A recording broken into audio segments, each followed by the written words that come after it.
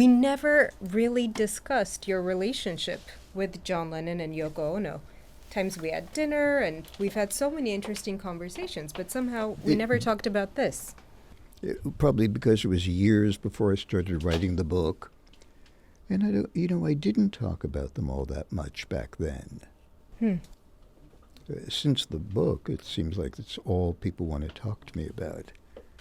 Well, congratulations. I thought it was so beautifully written, and you did such an amazing job narrating the book, because I realized when I was thinking about the book this morning that I had the sense of hanging out with John Lennon and Yoko Ono.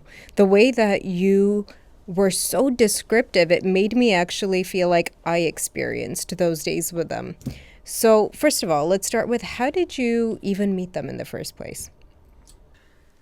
I was doing a local radio talk show in Los Angeles. And the show was about primarily interviewing people on the air, live. And by that point in my radio career, I had probably interviewed over 1,000 people. I received a bunch of records from the label. I listened to one by Yoko. The record caught my attention. I called and asked for an interview. It was set up for a few days later. In those days, it was much more expedient. It didn't have to go through, managers and agents and special advisors and consultants. And I was on the phone live with Yoko. We spoke, I think, for an hour the first time out. And I was just, of course, virtually hypnotized by her. She was, at that time, for me, an original thinker. Meaning, there were some things that she said that I simply had not heard before. And I liked her. And it was a good interview. The next day, to my surprise, at home, on my home phone, I received a call from her. And she said, "Look, I just wanted to thank you for last night's conversation. It was really a pleasure for me, and, most people who want to talk to me, they really just want to talk to John. They ask lots of questions about John. They ask questions about the Beatles.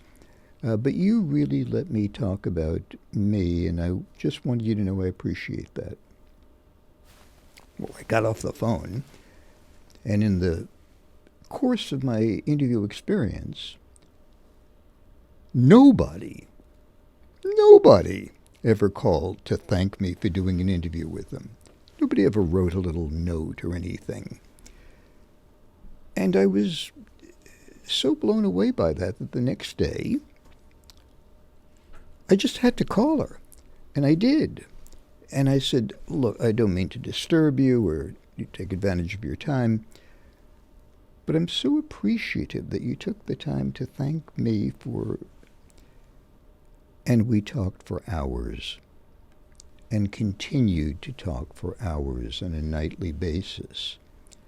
And it was on one of those occasions that she said that John's birthday was coming up, and maybe that would be a good time for me to talk to John, because both of us were reading the same book together.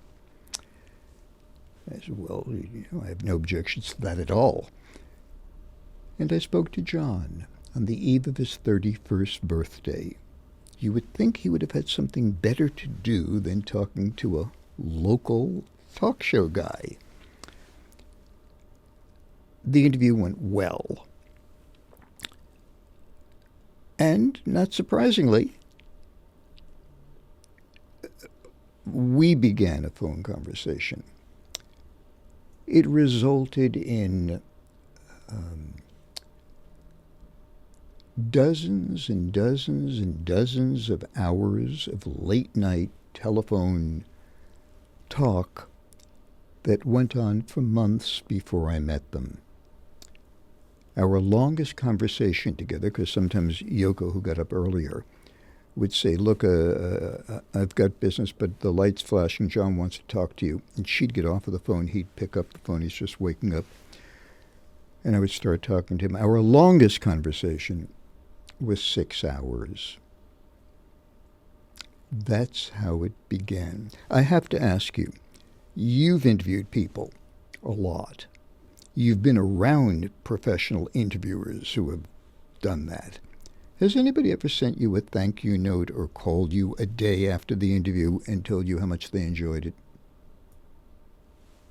Wow, now you're making me think. I don't know.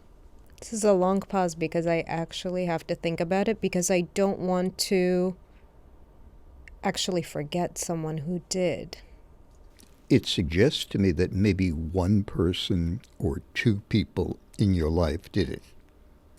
You know, I think the difference also maybe a little bit is that in the age of social media, it's like you post something and immediately they respond and they say, hey, thanks, I had a great time. So the interaction is just kind of alive all the time. So maybe that's why I never felt the lack of. And by reposting and all of that, you always feel the appreciation. So maybe that's why I was never really kind of conscious of that. But now you're going to make me think about it every time. No, well, the reality is today we text. My conversations with them was before the iPhone was invented. There was no internet when... John has been gone so long. He never saw a PC. He never held a cell phone in his hand. There was no such thing as being online.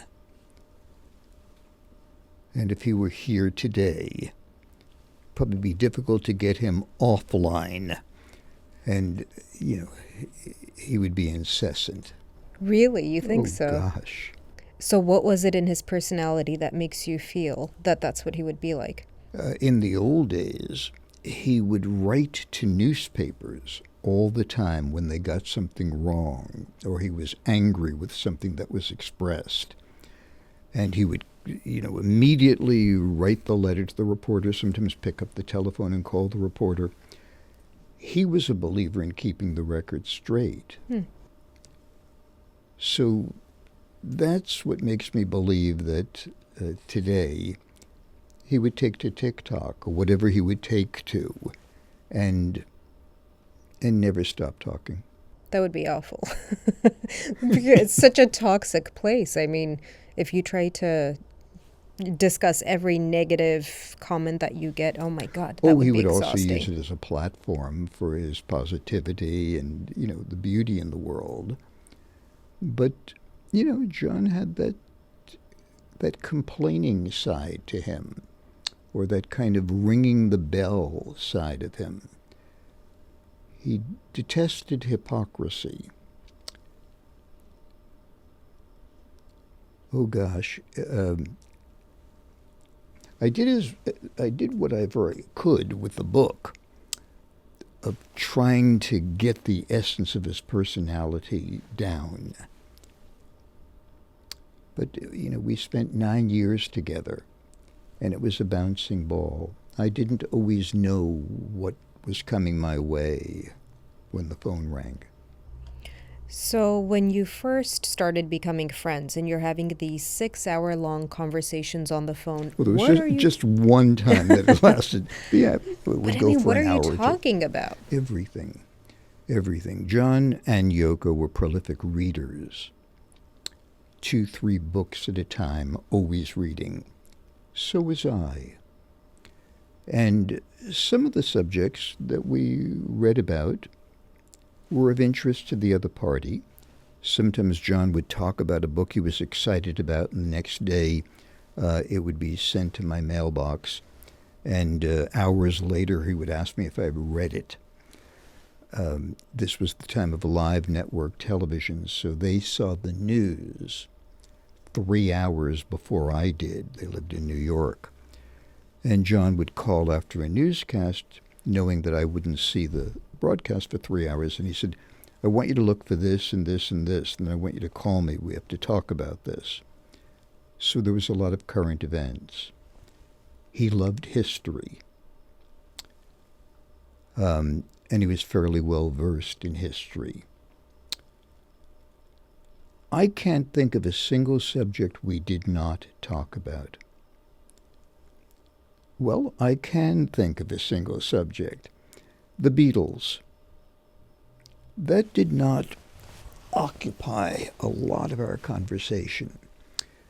I was sensitive to it. I knew that most people who were in an opportunity to meet John, that was the lead. That's what they wanted to hear about. And will they ever get back together again? And why did you have that fight with Paul McCartney? And all of that business. So I tread on it lightly. And you got to keep in mind I'm an older dude, and I was raised on Elvis. He was the one who I was most curious about. I liked the Beatles, but I was a little old for them when they appeared on the Ed Sullivan Show. I was at LA City College at the time. Really? Yeah. Oh, wow. I didn't know that about you. I I took some went there courses for 2 there. years to study broadcasting. Oh, you did? That was it. Wow. Okay, so how did your relationship evolve over time and turn into also kind of a professional relationship? Oh, the professional relationship didn't occur until after John's passing. I was friends with him between 1971 and 1980 when John fell. And there was never a dollar exchanged. It was purely a loving, personal relationship. It wasn't until 1980 that Yoko said, look, there are 1,000 requests for interviews and all that, and I don't want to do those things. So I'd like you to speak on behalf of the estate. You've been on radio and television. You know how to talk to people. And I accepted that role. That was in 1980. But between 71 and 80, we were pals. We traveled together. We visited each other for Christmases and holidays and New Year's. They would come to my house on my birthday, and I would go to the Dakota all the time, dozens of times. I was there, 3 days or 4 days, I think, after Sean was born, Sean Ono Lennon. And John just called one night and he said, I want you to come to meet my boy. And I said, I'd love to meet him. And John said, come tomorrow. I said, well, I'm on the radio now, and it's, not as simple. It was 1975. And I got there a few days later. And there was Yoko on the couch with this little bundle, and John next to her. And I kind of wanted to look at the baby, the way everybody wants to see a baby's face. And John said, just stay back a little. Germs, I didn't have any germs. Doting father. So I stood back, and the first thing that he said, look, Mother and I, he always referred to Yoko as Mother. He said, quote, Mother and I were thinking of making you the godfather. But we decided on Elton John because he would give better Christmas presents.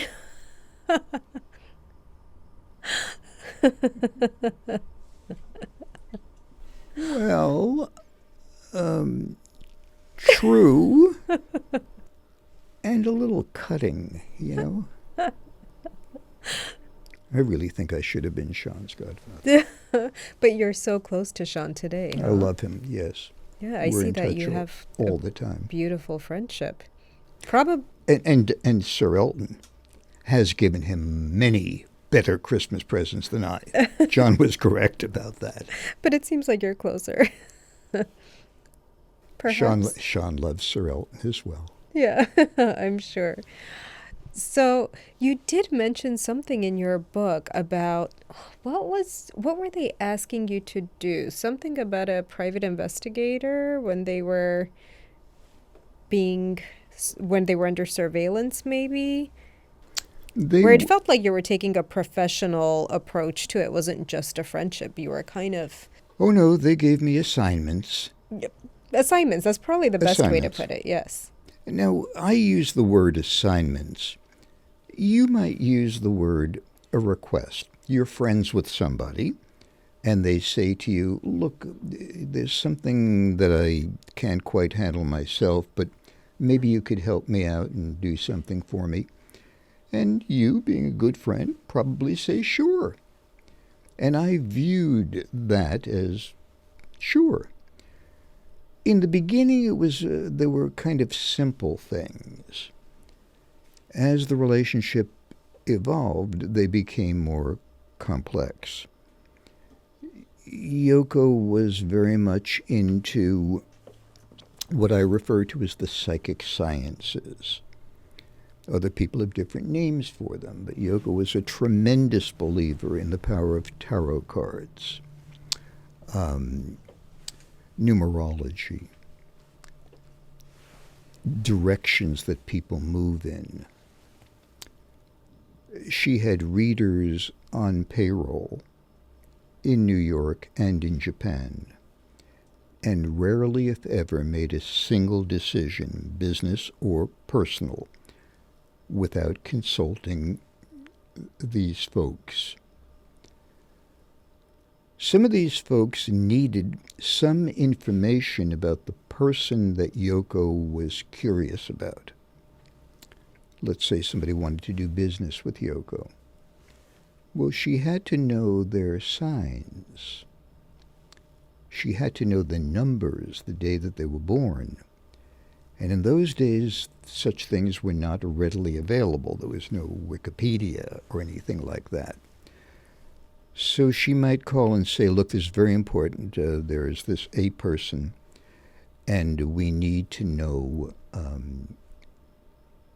the day they were born.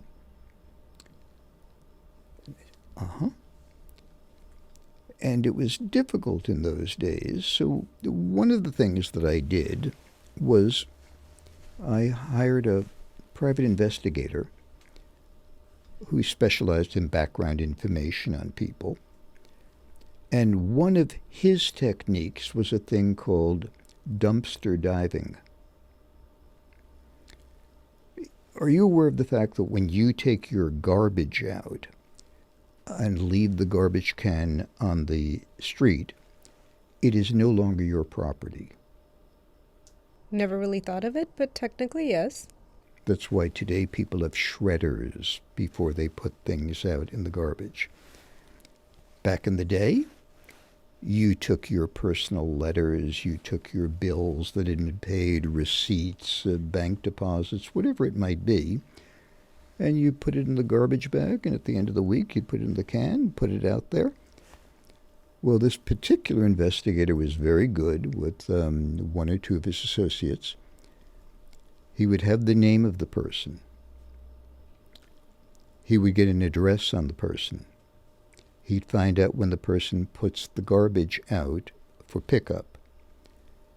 And a day before, he and his team would dumpster dive. They would go into the garbage can, empty the contents quietly in the middle of the night, take it to a location, and start sifting through it.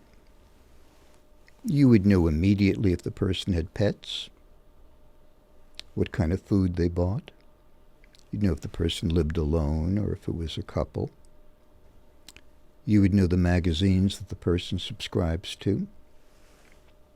If there are 5 copies of Guns and Ammo magazine, you might get an indication as to their interest in weapons.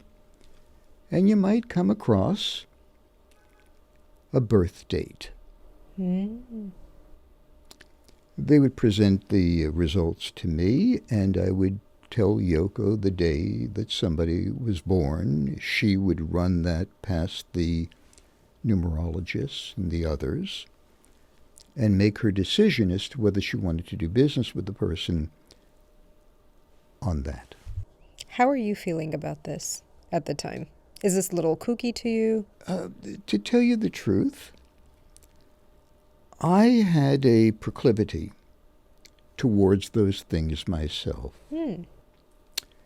And even before I met John and Yoko, I had my tarot cards read. Interesting. And I met with a couple of psychics along the way. And if I had to take a position of believer or non-believer, I'm open to mystical occurrences. And I do believe that there are people who have psychic abilities. I believe that there are some, today they use words like they're intuitive. Mm-hmm. They have a sense of things before they happen. With Yoko's and John's experience, we called them readers. Before then, we called them gypsies. And then there's a lengthy history of before that. Prophets, seers, wise men, that kind of thing.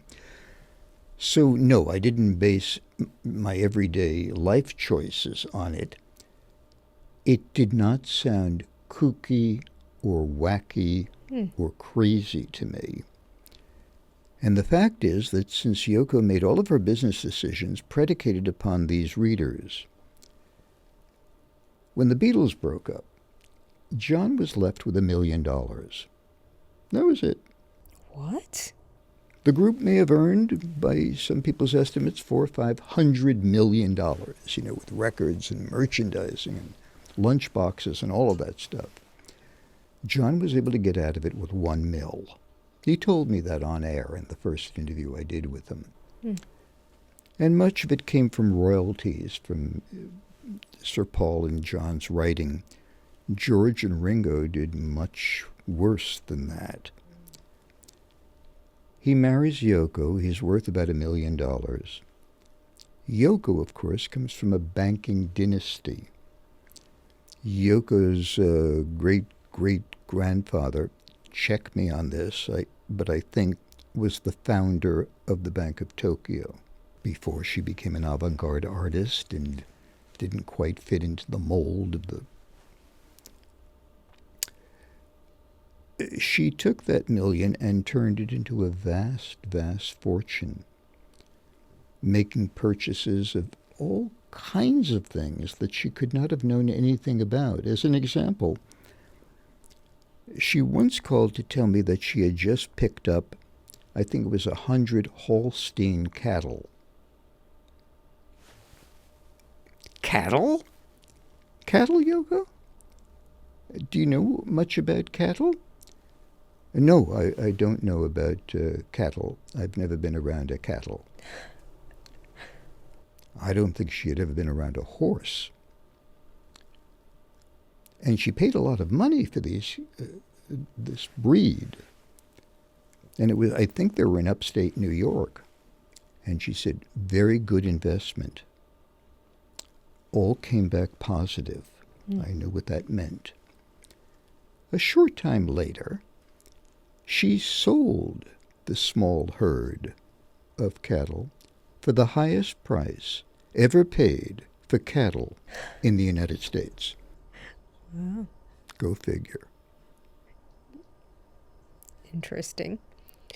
So, before you started spending time with them, I'm sure you had some idea of what they're like. And then when you actually started spending time with them, what was different about your impression after? And what do you feel like was the biggest misconception about them? That's a very interesting question. I'm going to process that for a second.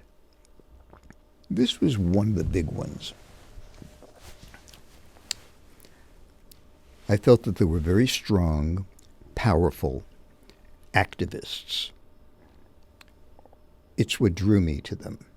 It wasn't the Beatle period. It was just after the Beatles broke up and John and Yoko became what would be called peaceniks and openly spoke about their objection to America's involvement in the war in Vietnam and various peace-related matters. And in those days, this was very, very dangerous territory. And they threw peace events, things called bed-ins, where they would lay in, they got married and they were going to go on a honeymoon, and they knew that the media was curious as to where they were going to spend their honeymoon, who's going to get the first picture, all that.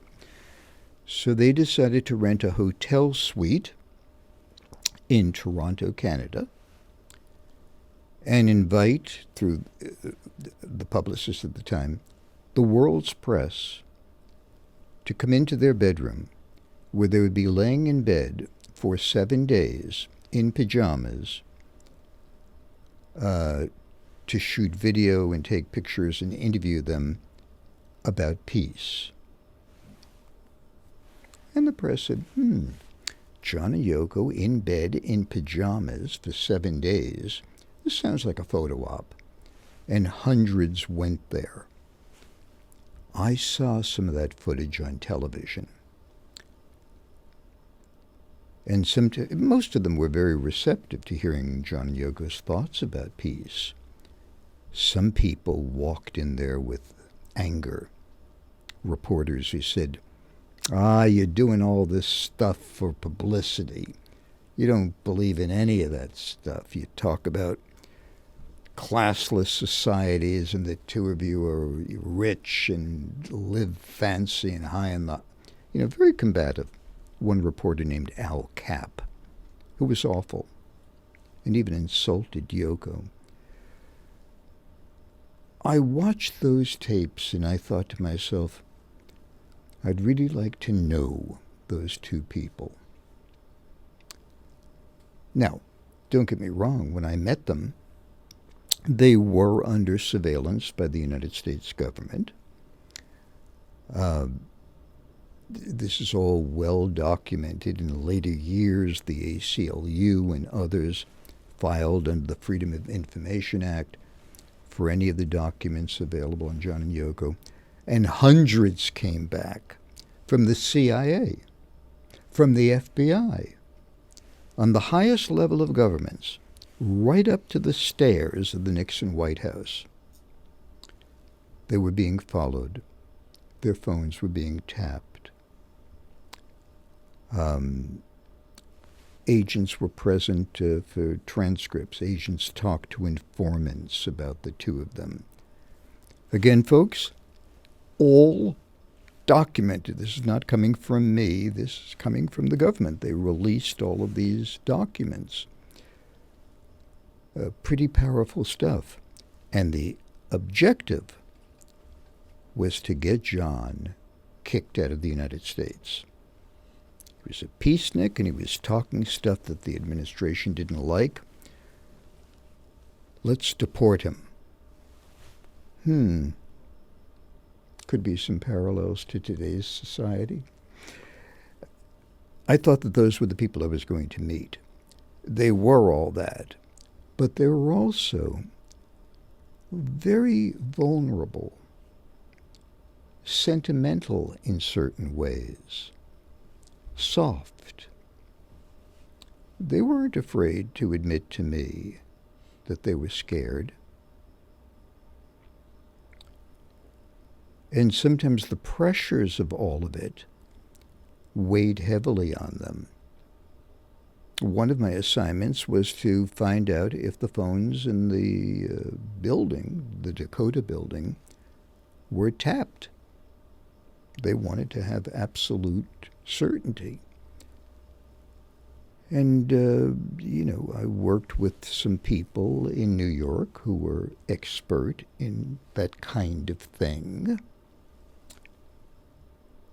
And, of course, we found out that they were. Now, once they were, well, if you're being tapped by a governmental agency, who are you going to call? What are you going to do about it? And part of me didn't want to increase their paranoia, but part of me wanted to tell them the truth. So I just said, be careful what you say on the telephone. They weren't. They just spoke their truth. And then how was this eventually resolved? John Lennon is not the first person that comes to mind when you think of immigration issues, you know? John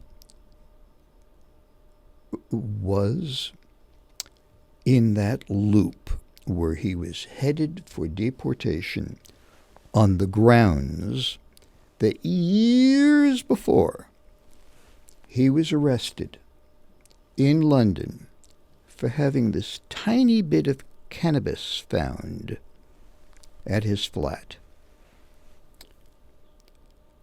by a police inspector. And he had a lawyer, and the lawyer said, look, it really is nothing. If you just admit that it was yours and pay a $300 fine or something like that, it's done. And John, not wanting to contest it, said, okay, he paid the fine. That's stamped in the stamp of stamps. So he entered the United States with maybe not being terribly candid about it. I might add that the detective in London who testified against John would later testify against Mick Jagger and 3 other rock and rollers. Same offense. Sergeant Pilcher, I think was his name, if memory serves.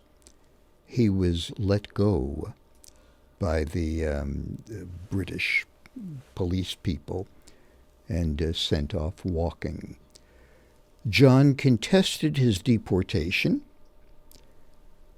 to the New York State immigration people and spent years of his life,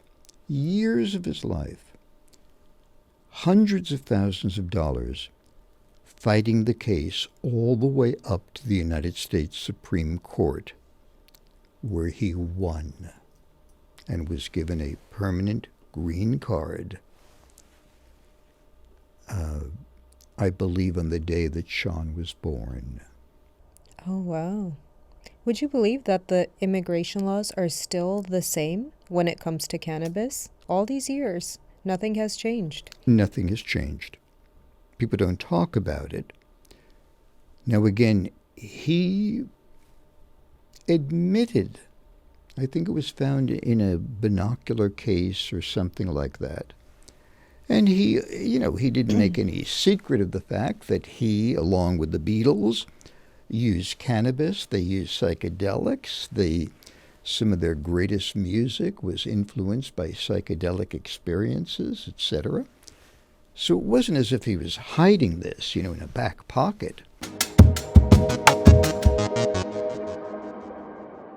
Quick break to thank one of the sponsors of today's episode, MX Motor Lounge and Leasing. I've personally used their services for both leasing and buying a car, and they truly made the whole process seamless.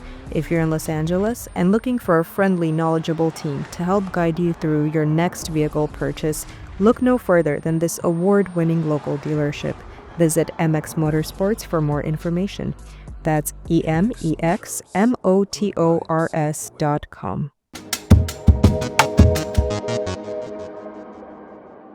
Okay, so tell me how this transition happens where you become a media consultant. I had been on radio and television for a good 9 years, I think, or 10 years. I was the entertainment correspondent for Eyewitness News. And I had my own television show at the time called Head Shop. And I went to 6 or 7 different radio stations, and I did syndicated radio, and I just plain got tired of it. I got tired of asking the questions and doing my research and being in the moment. I took all this stuff extremely seriously.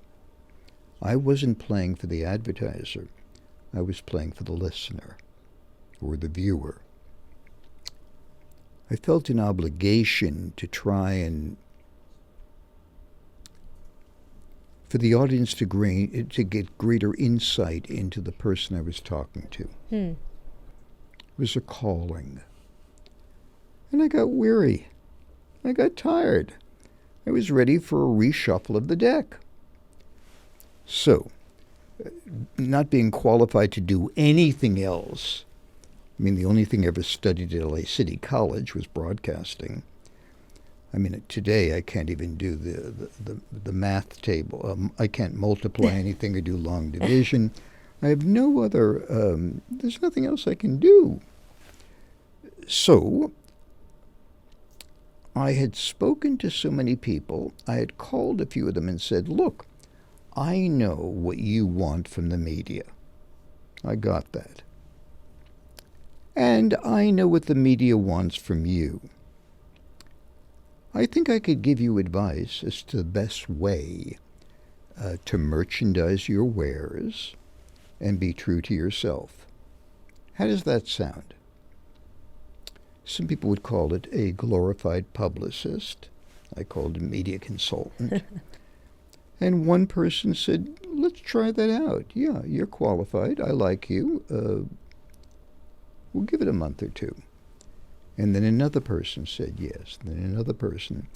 And within a short period of time, without sounding like I'm tooting my own horn, there were a dozen people whose names you would recognize who retained me as their consultants. Sometimes it lasted for a few months. Sometimes they signed on for an entire year of representation. If they signed on for an entire year, that meant they had me day or night to do whatever was required to look after their public image and, sometimes clean up some mistakes. What's the craziest crisis that you've had to manage? Oh, gosh. So many? So many. And, obviously I can't indicate who it would apply to. A typical example might be if I represent a celebrity who's doing a movie in a different country. And the calls and says, look, you're a big deal actress client we know is having an affair with the main actor, the star of the movie. She's married. And we have it on the best possible sources that last night in Barcelona, they spent the night together. And we want to go wide with it. We want to do a cover piece on this. Would your client have any comment? That's a crisis. It could result, A, in the breakup of a marriage, B, casting shade on a person's reputation. It's just not something you want out there. So I would immediately call the client and say, did you have a good time last night in Barcelona? And the client would, because the client always spoke honestly with me, would say, look, just keep it off the covers, just don't let that out. And I would call the tabloid, and I'd say, let's kind of talk through this. What do you got? And, these people do their job well. Well, we have a room service receipt that at 11:15 p.m., the actor had ordered 2 bottles of champagne, caviar, and dinner for 2 sent up to the suite. We have the maid's document that she went to clean up the room at 9 o'clock in the morning. She knocked on the door and she heard the person say, go away, go away, go away. And we have this and we have that, and we have a photo of somebody leaving the hotel.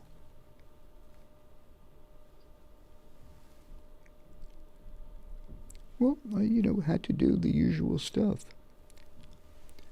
And I would say something like, let me for a moment acknowledge the possibility that these two people who were working together, who were far from home and their families, decided to have a bite together. They're both famous. They're both recognizable. They can't go to a local restaurant. They're in the same hotel. It's after 11 p.m. The hotel has 24-hour service. Is it possible that the two of them got together? Yeah, had some champagne, had a great dinner, talked throughout the night, and the next day showed up on the set. Is that possible? It's possible, but come on, Elliot. You come on before you decide to disrupt lives, and run it past your lawyers to see if you got enough. And it would be back and forth, and you could, in some cases, settle this by saying, I can provide you with something exclusive. Do you know that my client has just bought 3 new poodles? They're gorgeous little dogs, and I could get you photos of the client cuddling with the dogs, and nobody else has them. This could be very appetizing. I once asked an executive of the National Enquirer, which sells better, a cover story of a divorce or a cover story of a marriage with exclusive pictures? And the response was, they sell equally. It just depends on how good the pictures are. Oh, that's not an answer I was expecting. Some celebrities who got into real jams with the tabloids, and they were up against the wall, made deals that the tabloid would get the first wedding picture, the first cutting of the cake together. They gave that away, and the other story was killed. It happens all the time. They're called media trade-outs. It was a little easier in those days because we didn't have all the scrutiny and, people documenting things with cell phones. And the stakes are higher. I don't know how I could be P. Diddy's media consultant. Today. Because obviously he has them, and obviously he has a legal defense and all of that, but if I was offered $100 zillion, and I know he's innocent until proven otherwise, I just couldn't touch that.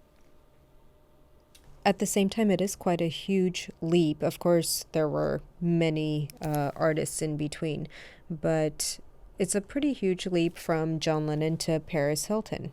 So how does that happen? Because you did wonders for her career, too. I love both of them. I've just been invited to join Paris a week from now, where she's going to launch her newest fragrance called Iconic.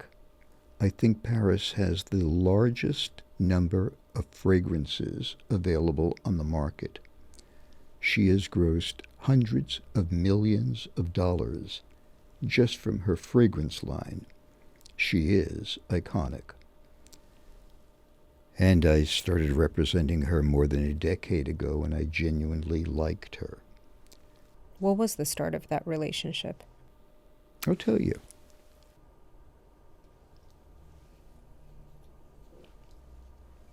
I was representing Nikki Hilton, her sister. Very smart, very talented designer. Generous philanthropist. And one day she called and she said, there's been a robbery, a burglary at our house. They had a little house up in the Hollywood Hills. And my sister is very distressed. And there's paparazzi everywhere.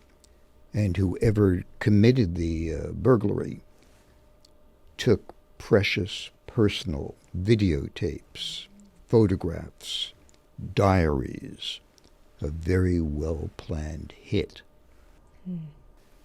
She doesn't know what to do. Could you please drive up there right now and do what you do? I'd never met her. I scribbled an address on Kings Road, I think, in Los Angeles, and drove up there.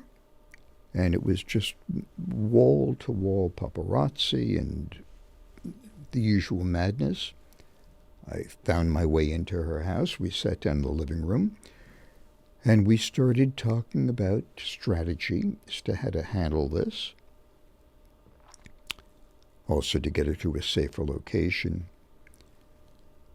And to talk to the authorities, of course, and cooperate completely in the investigation. And we began to talk. And it was a day or two later after the robbery that she asked me to come back. Things had quieted down on the street. And I came back and we started having a dialogue. And the first thing she said to me was, and she wasn't talking in her Paris voice. She was talking in her real voice. It's very different. And she said, Elliot, I want you to know I'm in on the joke. I know they all think of me as the blonde airhead who will have 15 minutes worth of public attention and disappear. Excuse me. I know that's how they see me. That's okay by me. I want to be on everything. I want to... Any publicity is good publicity.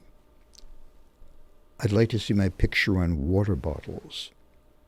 Everything. And once I have enough people talking about me, good or bad, paying attention to me, I'll be able to sell them things. And that's the objective. We shook hands.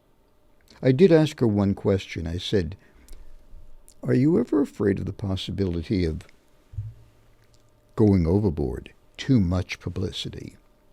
And she was very, very succinct with a response.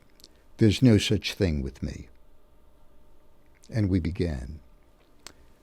So yes, people said, you know, he represented Paris Hilton, and he spent 10 years representing Bob Dylan. And they just can't get a handle on that. Well, I understand it.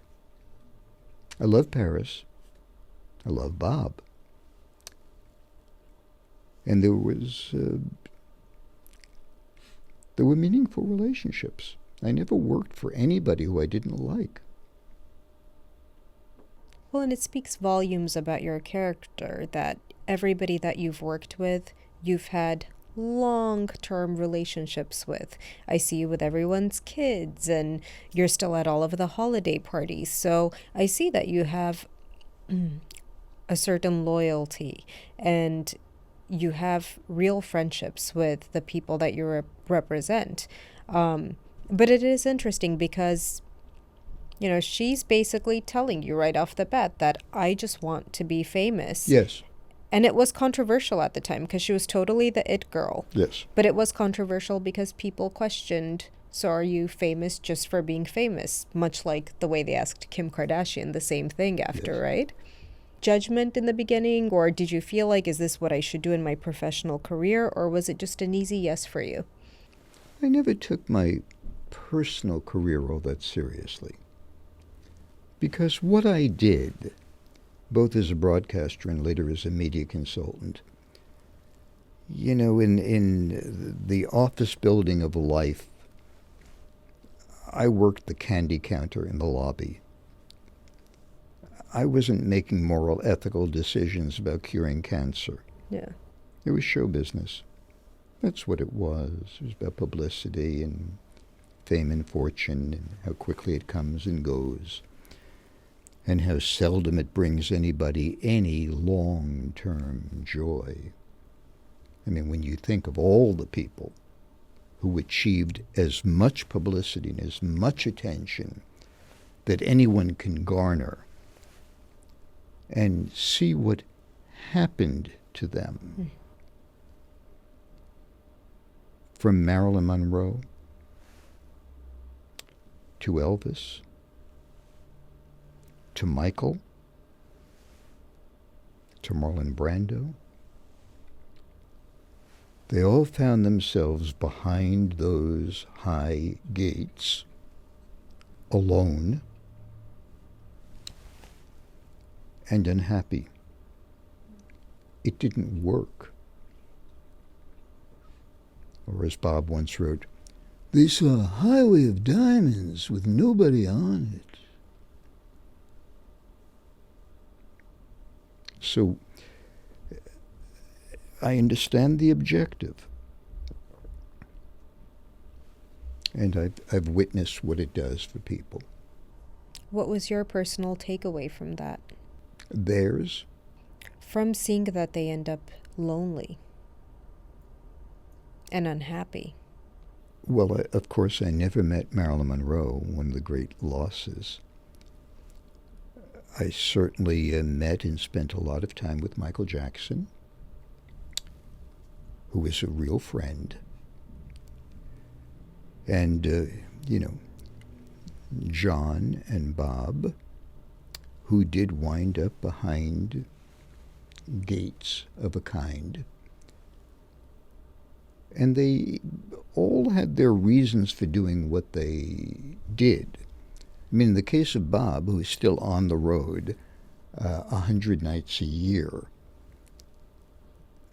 soon to be playing the Hollywood Bowl in Los Angeles with Willie Nelson. What a show. He does it because he just likes to play. He just likes to make music. I mean, the grandchildren's tuitions are all paid for. He certainly doesn't need it for the money. He needs it to play. And others have a real love of the art of what they do. But they don't see themselves as their predecessors. They think that they can escape the cycle. They won't wind up like Marilyn Monroe. Tell me about your relationship with Michael Jackson.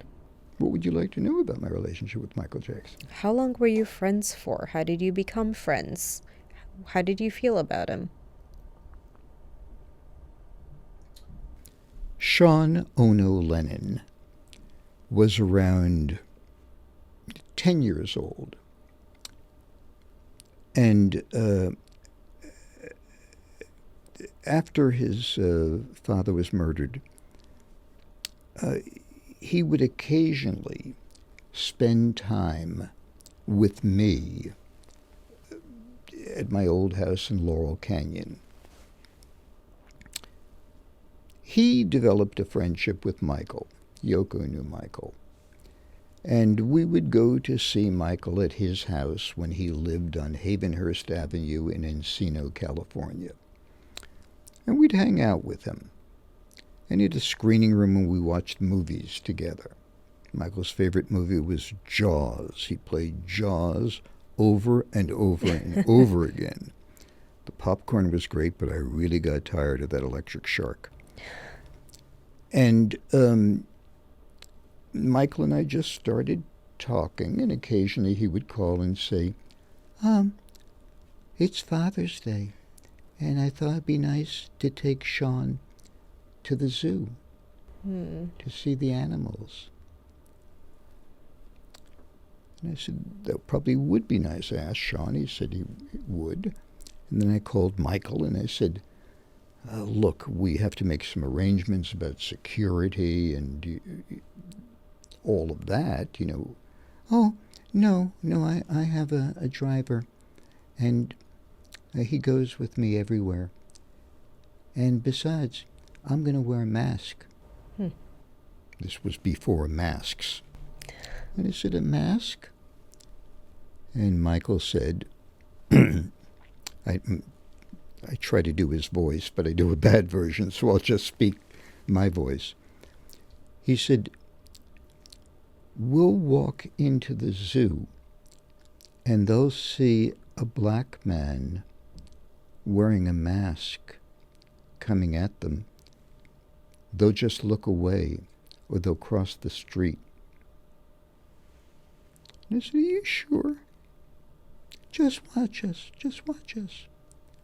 And we went to the LA Zoo and we got out of an SUV with this one man who was always around Michael. And we walked into the zoo on Father's Day with thousands and thousands of people, and not a single soul recognized Michael Jackson. What? Crazy. It wasn't until we got to the reptile house. Michael liked reptiles. And we're in the reptile house, and Sean asked a question about a python or a boa constrictor. Michael had one as a pet. And Michael just said to him something about the snake. Just a sentence or two. He spoke. And at the corner of my eye, I saw a girl do that. And she whispered something to her friend. And I started to hear a murmur. Mm-hmm. And the reptile house was filled with people. And the murmur started to get a little louder, and people were coming closer to us against a glass wall of snakes. And I said, Michael, I think it's time. And we got out unscathed, but it was close. This was a time of his tremendous popularity, and it could have caused a stampede. People could have pushed against him, pushed up against the glass in the snake house, reptile house. I told him we can't do that again. And a week or two later, he called and said, James Brown's coming to L.A. He loved James Brown. And he's going to be at the Wiltern Theater tonight. Let's take Sean. You know, Sean would have never heard of James Brown. And the show starts at midnight. And I said, Michael, I don't know about Sean being awake at midnight or what James Brown. He'll love it. He's a Lennon. Yes. And we went to the James Brown show. And then in New York, he wanted to take Sean to a Broadway play, and we went to the Broadway play together. And during the course of all of this, one of the things that Michael and I shared was the fact that we're both insomniacs. We do not sleep at night. It's clinical. So we began to have late-night conversations at 3 or 4 o'clock in the morning. And he would sometimes invite me to his house after Sean had already gone back to New York. And we would sit in his living room, and he would talk to me about social issues and social causes, not in that voice. And he held previous Hollywood legends with reverence and would say, you know where you're sitting right now? Fred Astaire was there last week. And he would talk about Elizabeth Taylor, and he would talk about these legendary people. Paris Jackson's godmother is Elizabeth Taylor. I didn't know that. Okay. And she's very active in the HIV movement left behind by Elizabeth to finish. So the friendship naturally evolved. He was doing a video. I think it was for Thriller, and he invited us, to the set, and I hung around in the bus. I even told him that I really liked the threads he was wearing, and I wouldn't mind trying, something on. No way. I did ask him, and I said, and that hat. And he, well, the wardrobe people have that specially prepared, but after we do the shoot, maybe. Never got to wear the hat, the glove of it. That's how it began, and he was far more intelligent, certainly sensitive, very verbal, very truthful, and very much alone. So when the horrible accusations happen, are you in his life at that time? The child abuse accusations and all of that? No, by that time, we were no longer on a first name basis. I don't believe for a second the charges. And here's the good news. Neither did a jury who saw all the evidence, who heard all the testimony, and concluded Michael was not guilty. I'm very satisfied with their verdict. It's just so heartbreaking that he had to go through all of that. Oh, it's the worst thing that a person can be accused of, right? Yeah, that is the worst thing. How did you end up losing touch with him? It happens. It just happens. People just come and go. And, he did not live much longer than all of that. But I miss him. And I miss those late night conversations. It's really wild to think about all of the cultural icons that you've been around, starting from Salvador Dalí to John Lennon to Bob Dylan to Michael Jackson. I mean, it's crazy. But also the fact that you said that the Salvador Dalí interview that you conducted was the worst interview that you've ever had. Terrible. Tell me about that. Makes me uncomfortable even thinking about that. And it's all over the internet. People can just type in Elliot Mintz interviews Salvador Dalí. I listened to the whole interview. Oh, no, don't tell me. You listened to that thing? Of course I did. How could I not? It was an abomination. I will never know another person who has interviewed Salvador Dalí. I mean, it's quite fascinating. Oh, gosh. Okay. What do you think of that interview? Which is making me uncomfortable. It was a little bizarre. A little bizarre? Okay, but tell me also about John Lennon interrupting the interview. Yeah, well, they blew it for me, I felt. I was in New York to do interviews for a syndicated radio service, and I had scheduled a few. So I'm at the Dakota one evening, in the kitchen, just talking with John and Yoko, and they know that I came to New York primarily to do interviews, but also to visit with them. And it was John who said, "So who are you going to be talking to?"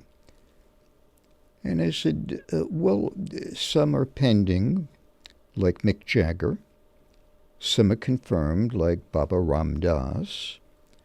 And tomorrow I'm going to be interviewing Salvador Dalí at his hotel suite. And he said, "Dalí, Yoko and I met Dali years ago. It'd be fun to see him again. We'll go with you." And I just had at that moment the thought, I'm going to be in a hotel room with Salvador Dalí, his wife Gala, John and Yoko, and I'm going to just try and concentrate on doing a good interview, but I knew there were going to be a distraction. I just knew it from the beginning. And from they all greeted each other happily, and I set up my little microphone and my little Sony Walkman and prepared for it. And I asked Dalí a question. And with all due respect, I didn't realize that his accent was going to be so thick that it would be difficult to translate on radio. And he was a total self-promoter. We all knew that. And when he talked about surrealism, he would say, "Dali invented surrealism. Nobody more important than Dali." And I would say something like, "I love your work. And I was always curious whether or not psychedelics may have played a role in the way you formed those images. Dali no need psychedelics. Dali likes Alice Cooper.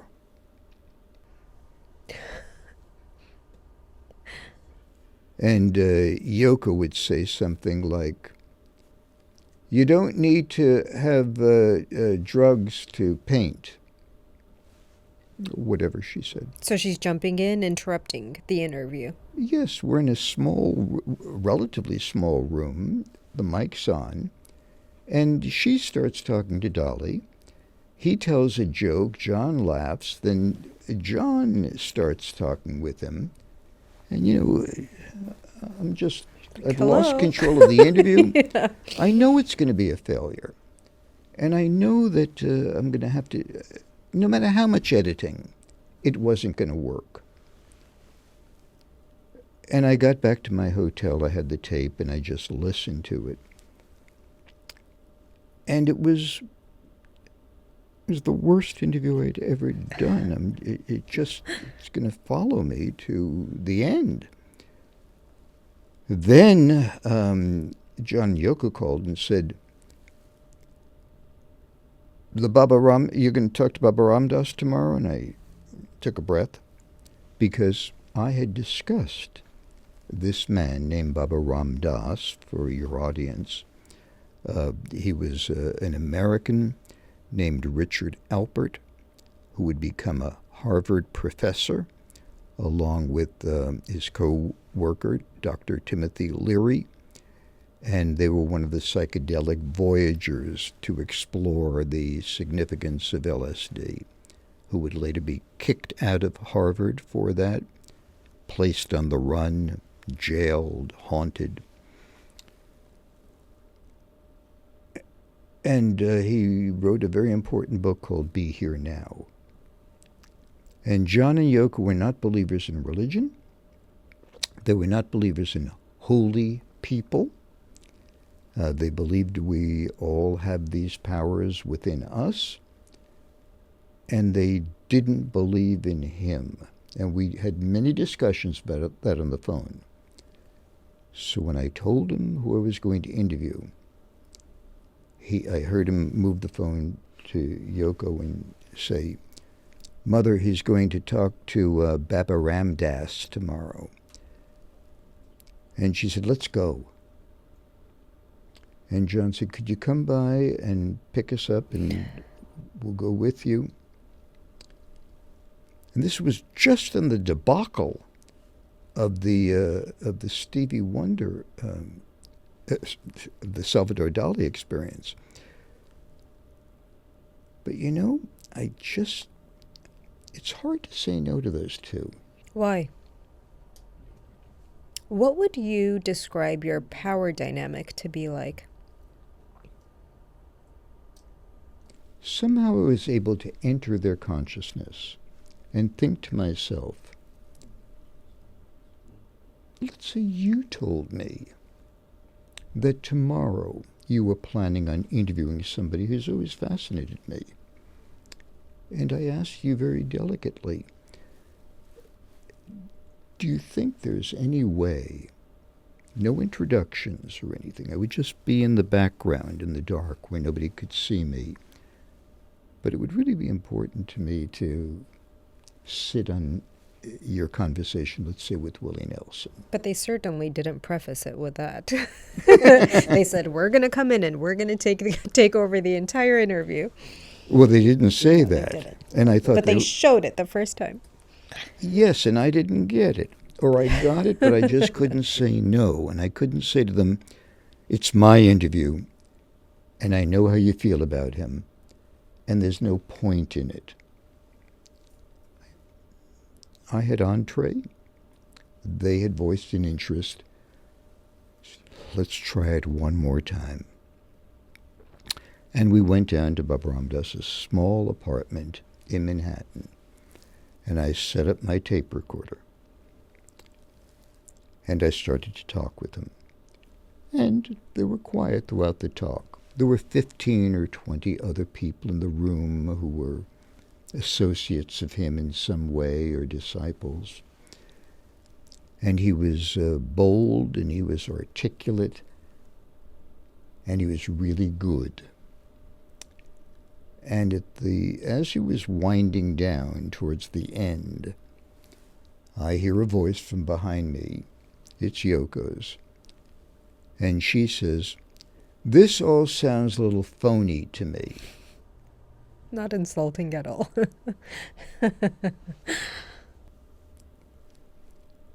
And the vibe in the room changes tremendously. Ramdas looked at her. And I said, tell me now, but I couldn't retrieve that moment. It was bad, and I couldn't redo the end of the interview. And I was reeling about this interrupted voice. It was just rude. We packed up. And yes, in the cab on the way, I think back to the Dakota or the Plaza Hotel where we stayed, I said, you ruined that for me again. This is 2 in a row. Did you say that? Yes. Oh, I was very vituperous in my expression. I said, this is what I do for a living. Really. This is my job. And you just can't do that. And I think they kind of listened. And oh, yeah, it was John who said, "Look, that Dali interview, it's going to be a bigger deal on the radio because you got all of us on the tape, right?" I said, "John, it's not a party. It was supposed to be a scrutiny of what..." It went nowhere. And I was just annoyed. We went back to the Plaza Hotel. They dropped me off. It was late at night. I ordered some late-night room service and maybe a beverage or two. And I told the operator, no calls. I needed to sleep. And it was 5 hours later, where the operator said, "Mr. Mintz, I know you have a do not disturb sign, but there is a man named Baby Rain Days who said it's urgent he speak with you." She didn't understand the pronunciation. I knew who it was. I picked up the phone, and he said, "Look, things didn't quite work out the way they should have yesterday. Do you agree?" And I said, "Yes, I've been thinking about that." And he said, "Why don't you just come down to the apartment this afternoon? There'll be nobody here, just you and I, and we'll talk." I went down there, and I asked one question. This was the easiest interview I had ever done. I said, "Baba Ramdas, could you tell us a little bit about your life and times?" And he spoke for an hour. I didn't say a word. And at the end of the hour, he said, "Namaste." I said, "Thank you." And that was the interview that I aired, and it's on my website, etc. And it's a real good piece. And I never, ever told John and Yoko who I was going to interview again. Makes perfect sense. You did describe in your book the perception that the public had of John and Yoko and how you actually saw them. Can you tell the audience? I saw them as more vulnerable as they might appear. You also kind of described them as a little more selfish at times, and maybe more selfish at times. Yeah. Why did you feel that way? Well, it was all about them. It really was. Is it the fame? Primarily the fame. They always got used to speaking in the first person. It really was about I, me, mine. There weren't a lot of times where they called, quote, just to see how I was doing. There were hundreds of loving moments, and I don't want to think of this as tyrannical. And some of the critics of the book and me, they just didn't understand why I put up with some of the behavior, calling me a sycophant.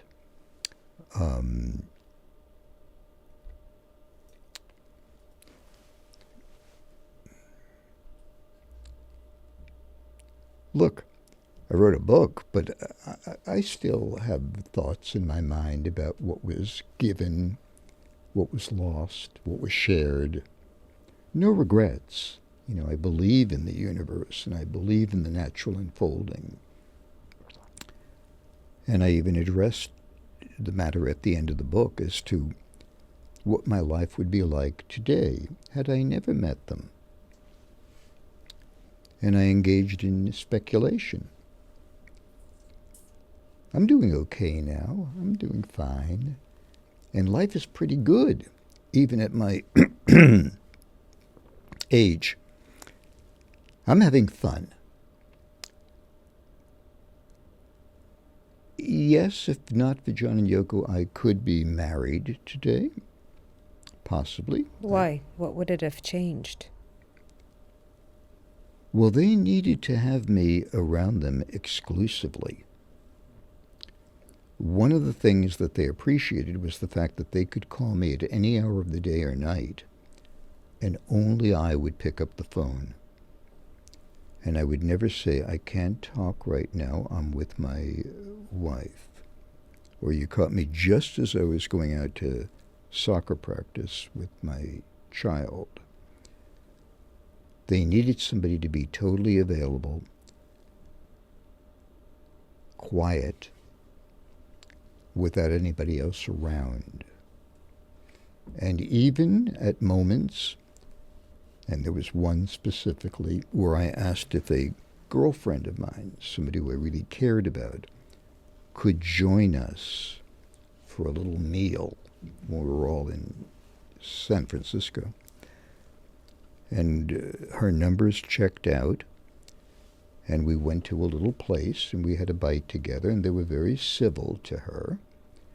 She was not a starstruck person at all. She enjoyed their company. But on a subsequent occasion, they had mentioned that it's better if it's just the three of us. And it was always better for them if it was just the three. So I know that I may have closed the door on one possibility.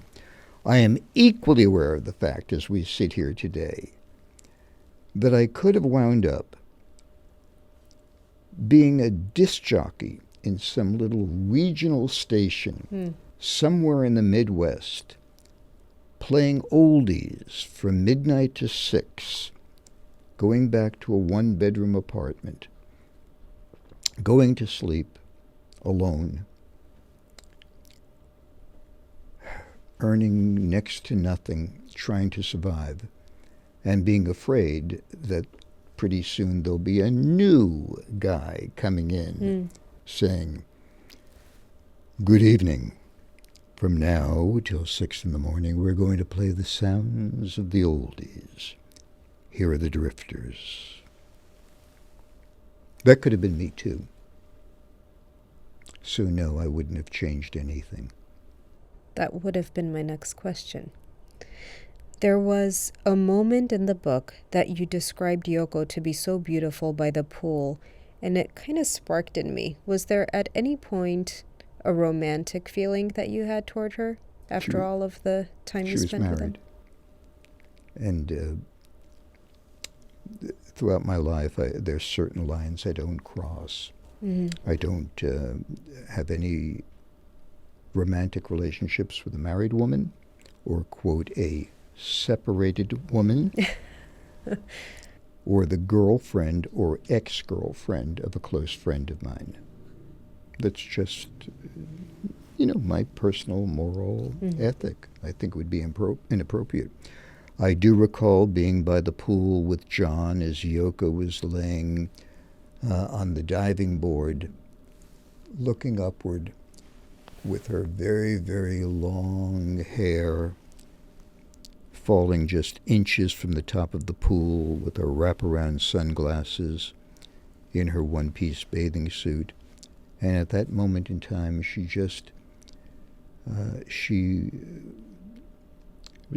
looked like a painting. She was so gorgeous. And I appreciated it for that moment. No, I never had any romantic feelings for her. And if I did, I would put them in a back jar. The funny thing is, it's come up a few times with other conversations we've had here in studio that they're the kind of famous individuals who are artists and they're all about the artistry and what they're creating, and it's their love for the art. And then there are people who are celebrities and there's a part of the fame that just sucks them in, and then you feel as an outsider that they're no longer really grounded. And I've actually mentioned in an interview, much like you did, that sometimes people ask you, how are you doing? They're not listening. They don't want to know anything about your life. They're there for their own selfish reasons. So the way that you describe your relationship with them, it sounds like they're phenomenal people and there's so much to learn from them. But it sounds a little bit more like they're takers than givers. So what do you feel like you actually gained from the friendship? It's another darn good question. Celebrities, as a group of people, based upon my experience, are takers. They just are. You don't walk out at a concert stage.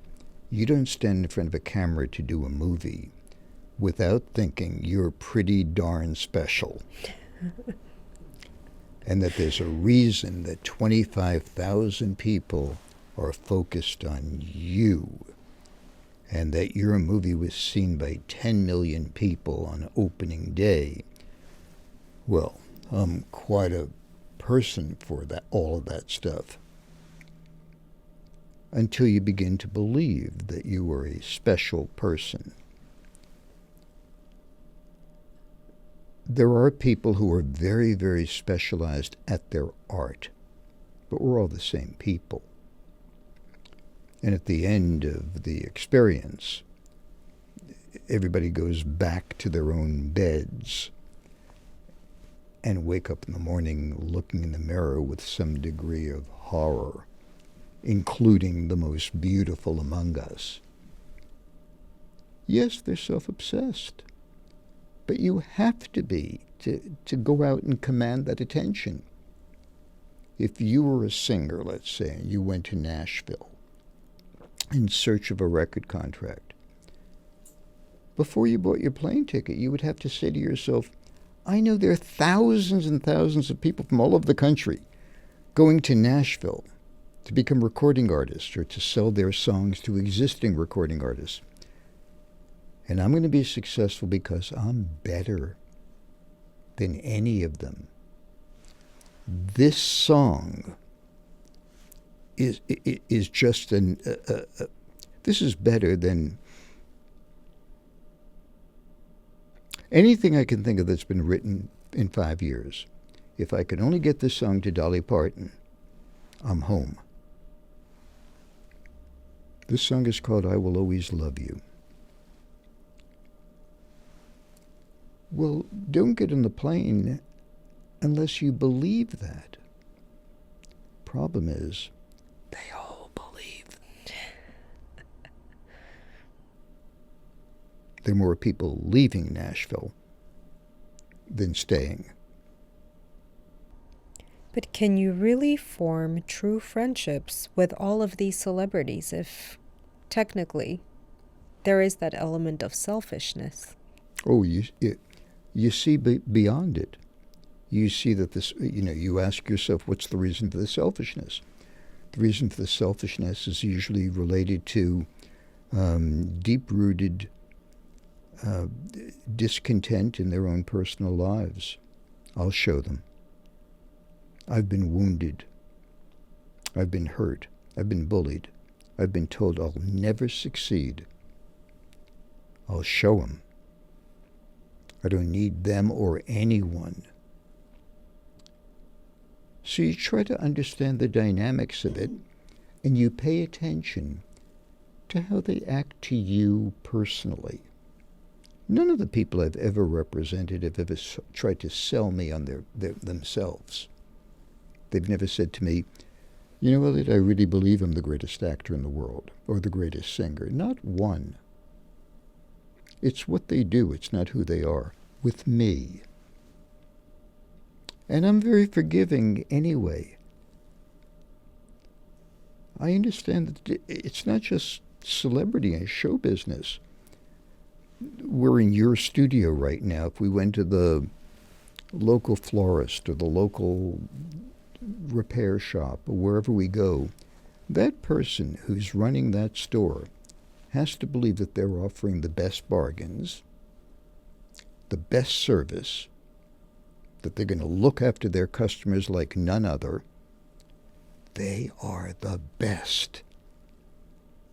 Yeah, but maybe the difference is that when you're a celebrity, it becomes a part of your identity. Whereas if you're a florist, it's something you do, it's something you love doing perhaps, or it's something you do as a means to an end. But it's not necessarily a part of your identity. So a florist is likely to ask you how you're doing, more so than a celebrity. So my question is then, at your lowest point, who do you turn to if those are your friends? First of all, I've known a few florists. Who won't ask you how you're doing? Correct. There's a wonderful Phil Oakes song called Nobody's Buying Flowers from the Floral Lady. It's a lament.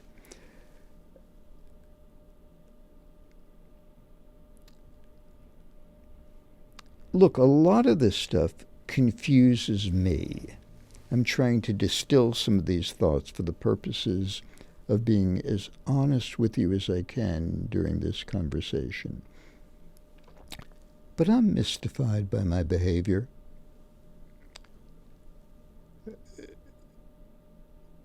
I understand that there's certain things that I maybe should not have excused. Perhaps I should have demanded more. Maybe that has to do with issues I might have about my own self-worth. And being around the celebrated gives me some affirmation of worthiness. I don't know. That would be something to be discussed in therapy. I so believe in the natural unfolding of the universe, at the risk of platitudes and those kinds of expressions, that everything that's come my way has come my way for a reason and purpose. And if I just observe it without judgment and be grateful for all of it, it's enough. It's enough. And I would have been a fool to have demanded more. What are the moments that you felt the most fulfilled? In my personal or professional life? Both.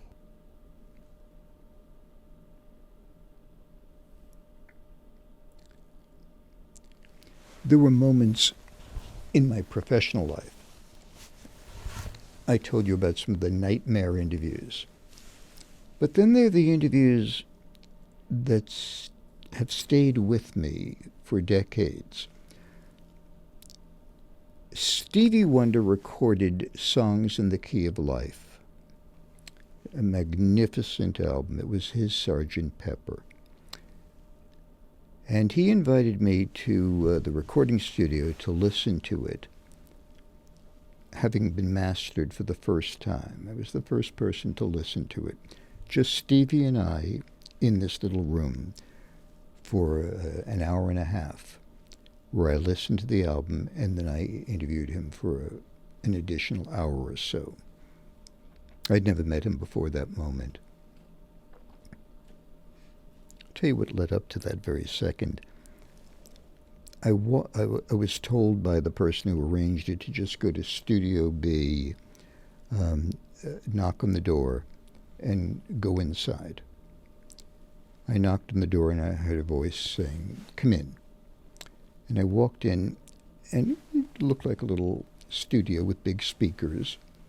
And I saw a man on the floor monkeying around with the AC outlet on the wall. He wasn't getting the correct connection. And I said, "Can I help?" He said, "No, I got this." "You're Elliot?" "Yes, I am. It's nice to meet you. You're an Aquarius, right?" And I said, "Yes, I am." And I immediately felt a kinship to this man I had never met. Then I listened to the album. It was sensational. We talked about the record for the usual 30 minutes, and then I said, "Can I ask you some questions about being blind?" And he said, "Yes." And I remember asking him, it's on tape and it's available, the usual ways to resurrect these things. "You write these gorgeous songs with this passionate imagery. You describe sunsets and flowers and trees and cars, but you're congenitally blind, meaning you have never seen anything from birth. How can you describe a sunset and colors?" And he said, that's not difficult at all. He said, "I can touch a tree. I can feel the bark. I can put my arms around it and know what a tree looks like. I can sit out by a beach when the sun is setting and feel how it is on my face. And I equate certain moments of warmness with certain colors, or cool with other colors. Colors have been described to me, Elliot, by fruit. And I've smelled fruits. And I'm able to paint a picture." I thought that was exquisite. I asked him what he dreamed about at night. Did he actually see pictures in his dreams? Were they in black and white or color? And he went on. And I said, "And if by some magic power you were granted the gift of sight, for one moment, what would you like to see?" And he said, "The face of my daughter." That was a professional moment where, when it was over and I was driving back to Laurel Canyon, I said, what a gift was just given to me.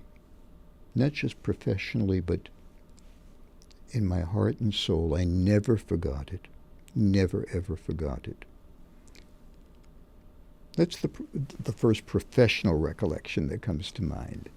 So what was fulfilling to you was satisfying your personal curiosities, but at the same time being inspired? Is that how you would describe it? Being inspirational for the audience.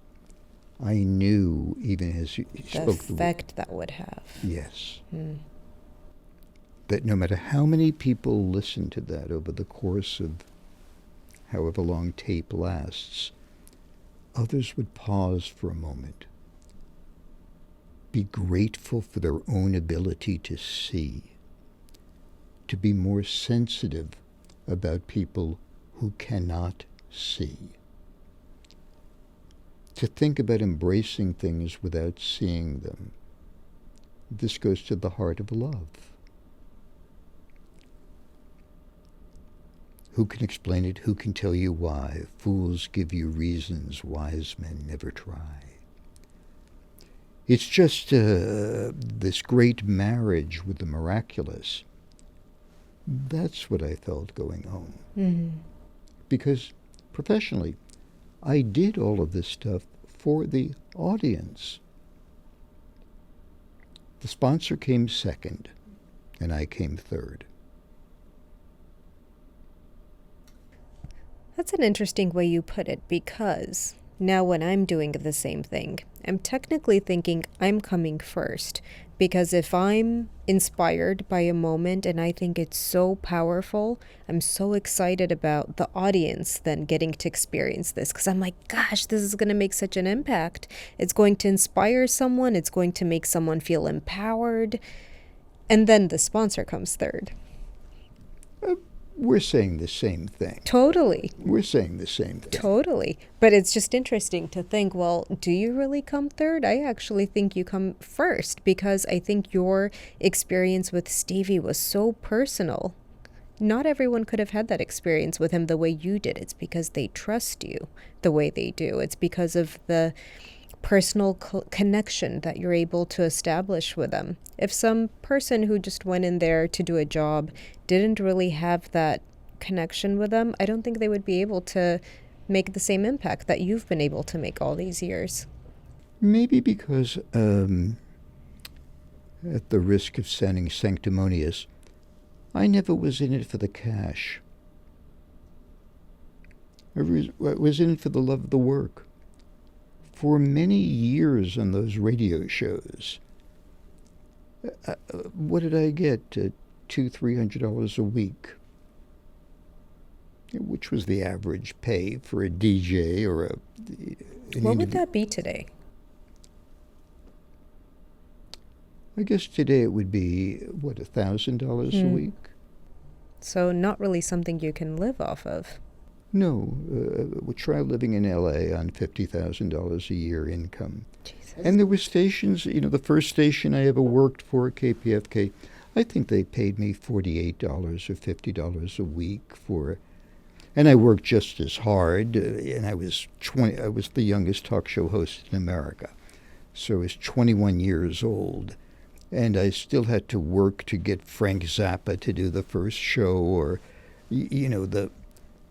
It eventually became easier because I was the only game in town. So you're also booking? I'm sorry, you're also booking besides actually conducting the interviews? Wow. There was a time where I was booking, interviewing, was engineering, spinning the records. It was just the one-man show. In those days, there wasn't, a horde of support people. The booking of guests was I spent most of my life in broadcasting, booking guests, tracking them down. And it was very difficult in those days. There was no Google.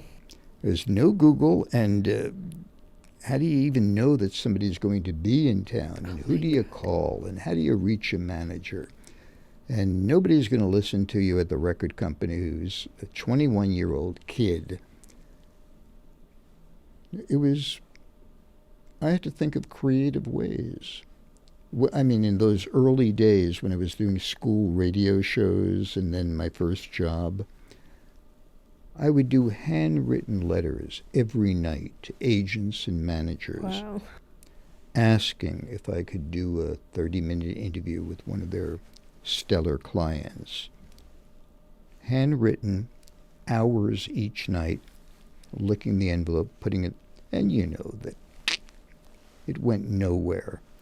It was incredibly frustrating.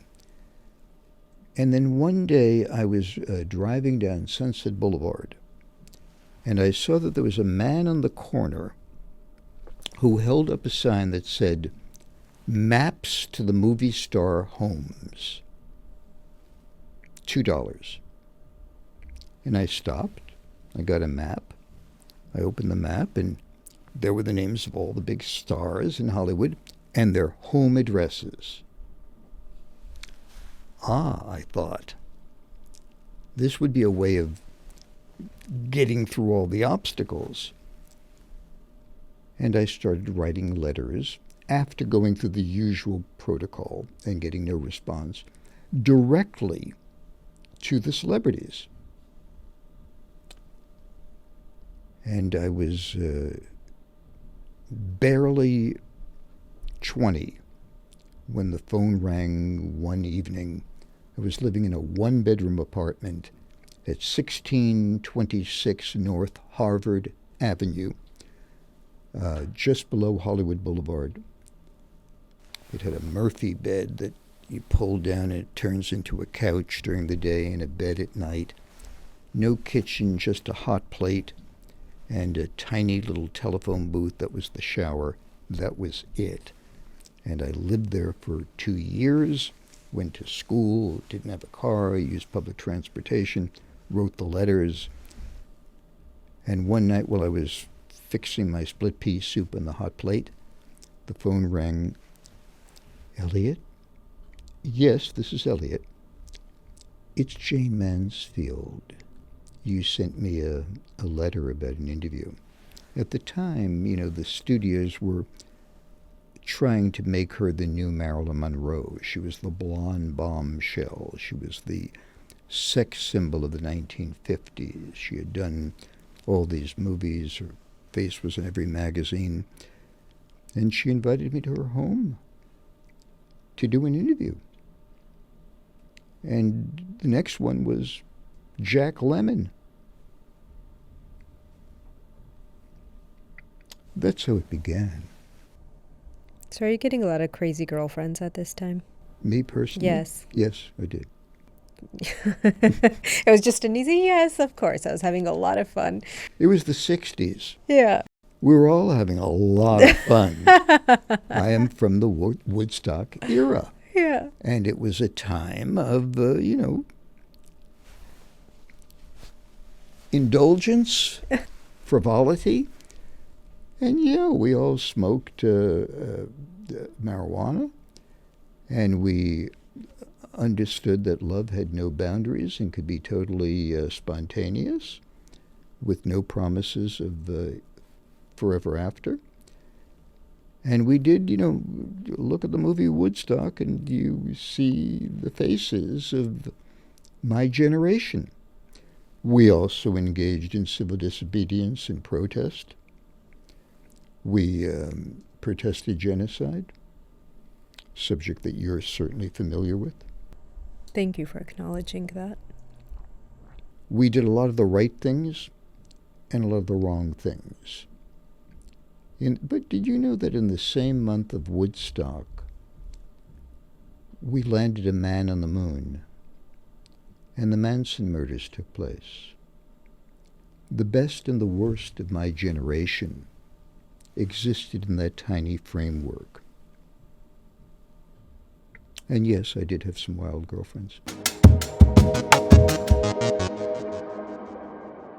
A huge thanks to Torpedo Comics and Essentia Beauty Spa for helping to make this podcast possible.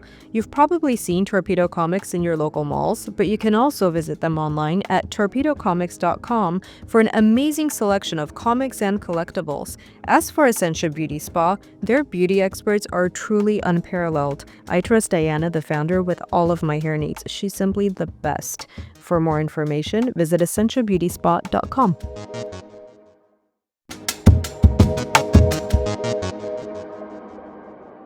There was a moment you described where your mom called you on the phone and she asked if you're okay because she heard there were shots fired at a place where you frequented. Why did you intuitively assume that John might not be okay? John Lennon might not be okay? Why did you decide to just buy a ticket, fly to New York, and find out on your own if everything was all right? You do your research well. I was born and raised in New York. Born in the Bronx, raised in Washington Heights. I used to talk like that, before I talked the way I do now after broadcasting school. I was just, a kid from New York. I like it, though. What are you doing? I knew that if there was a radio broadcast of a shooting on a street in New York, it had to have been exceptional. They wouldn't break into regular programming because, sadly, back in 1980, and more so today, I guess, dozens and dozens of people are shot on the streets of New York and every major American city. It's one of the plagues that we have not been able to get beyond. My mom said, because she didn't really understand my relationship with John and Yoko, but she knew I went in and out of the Dakota building. And I don't know if the radio broadcast mentioned 72nd Street or Midtown Manhattan, whatever it was, there was just something about it that sounded troublesome to me. So I turned on TV, because if it was something major, it would be on television, and all I saw was a football game on one station and then regular programming on another before CNN. So it didn't appear like anything, but just for the heck of it, I called John and Yoko. And I have this super secret private line that goes just to them. And the phone rang for a long time. Probably was around 8 in the evening Pacific time. And there was no answer. They could have gone out for a dinner or something. So I decided just for the heck of it to call the downstairs office where they do their business. No answer. Well, there's a little phone at the vestibule where you reach the operator that allows people to come in and out of the Dakota, that you have to check in with, etc. And they knew me on a first-name basis. And I called that number, and it just kept ringing. And I felt that was particularly odd. And I called it back a few times until a man picked up the phone and said, hello. And I said, hi, look, it's Elliot Mintz, and I just wanted to make sure that everything was okay. And he hung up on me. And I knew in my heart that everything was not okay. I got into my car around 8 o'clock in the evening. I left Laurel Canyon. It was in an older car, and the radio didn't work. I had no additional information. I just packed a bag of, 6 shirts and a couple of trousers. I got to the airport, and I raced through the airport and was just able to catch the last flight out of L.A. to New York. It was American Airlines Flight 10, departing at 10 p.m. It was the night flight, arrives 5 o'clock in the morning. I had no confirmation of anything, just my instincts. I was running on that kind of adrenaline. Plane takes off, and I see a flight attendant walking out of the cockpit with tears streaming down her face. I had never seen that before in my life. Flight attendants and airplane people are very official and very poised. And I leaned forward, and I said, are you okay? And her response was, no, they just killed John Lennon. That's how I found out. And I had the next 5.5 hours to deal with my own grief, knowing that when I landed in New York, my only function was to bring some kind of comfort to John and to Sean. That was my mission. And for me to leave my anguish at the front door. And that 5.5 hours, I cried like a baby. I buried my head into my arms. And it was probably the worst moment I can ever remember experiencing. I see myself now in that circumstance, and some things never go away, What do you think is the greatest lesson that your friendship with John Lennon taught you?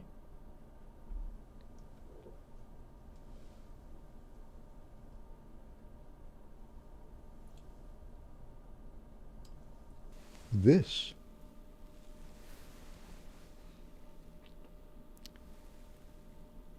We all shine on. We all have this stuff that they had about love and peace and imagining and a vision of a more perfect world. It wasn't just them. As he sang at the end of Imagine, I'm not the only one. And we have to awaken it in each other. They infused me with that kind of optimism. It's imprinted in my mind and in my heart. And when I'm around people who believe, well, there's nothing I can do to make the world a better place, or it's in the hands of another, etc., I evoke that phrase. I find that optimism tends to be another common denominator with all of the people I talk to here for this podcast. Isn't that interesting? It's very interesting to me. How optimistic are you? I'm actually very optimistic.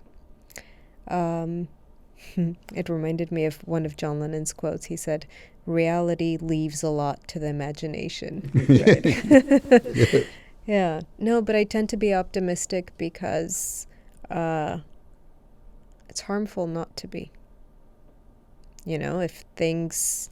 And I do believe that you have to take you have to be proactive. You have to take all of the steps towards something turning out the way that you want it to work out in order for it to even have a chance.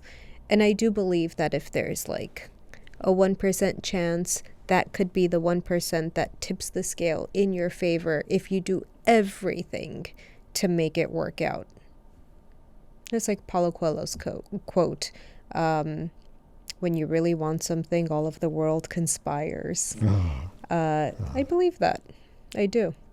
Do you? I do. And it's probably the reason why you named your show about the 1%. Yeah. And history will show that it was even less than 1% that changed everything. Everything. And if you look at the great visionaries who sent us on the direction of the evolution of possibility of joy and hope and peace, and they had very few followers at the time. You know, Gandhi stood alone, Mandela stood alone, Jesus stood alone, Moses stood alone.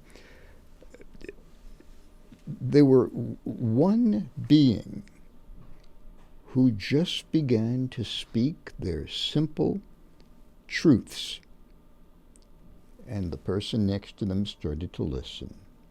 And then there were small other groups, and the groups grew larger.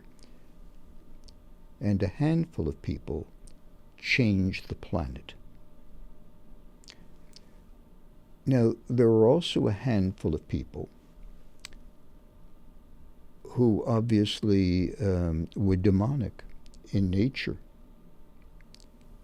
And the action of a handful of people resulted in the deaths and torture of tens, maybe hundreds of millions of people.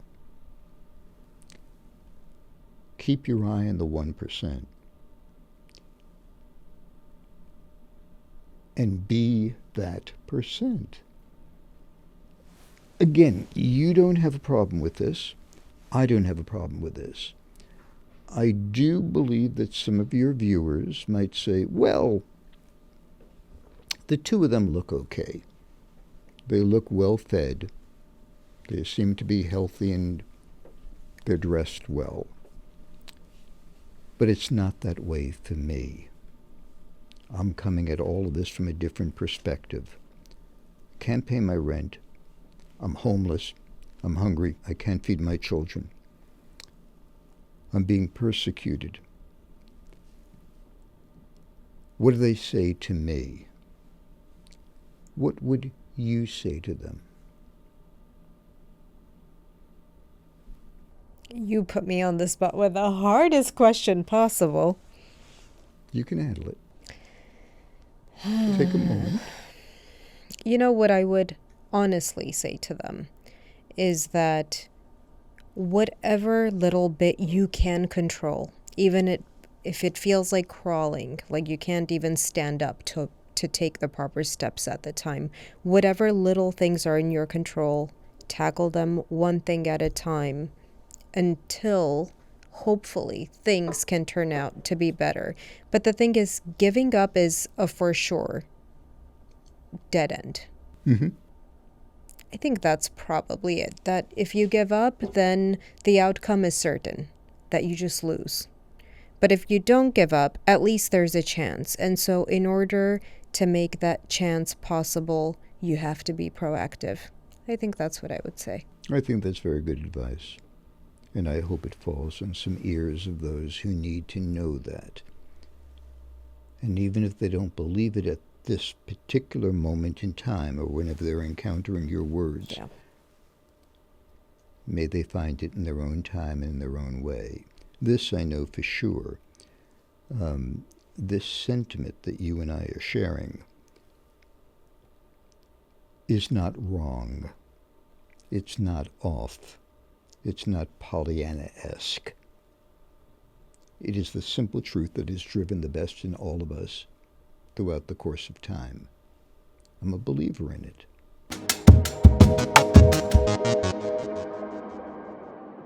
If you enjoyed this episode, please be sure to follow, subscribe, and all that good stuff. Your support helps this channel grow, allowing us to bring you even more engaging and high-quality content. You can also follow us across all social media platforms. This is one of the most gratifying exchanges, and you are wonderful at what you do, and I just thank you for having me here. Thank you. That means a lot to me coming from you. Thank you, Elliot. You're wonderful. We'll do it again sometime. Oh, I'd love to. Absolutely.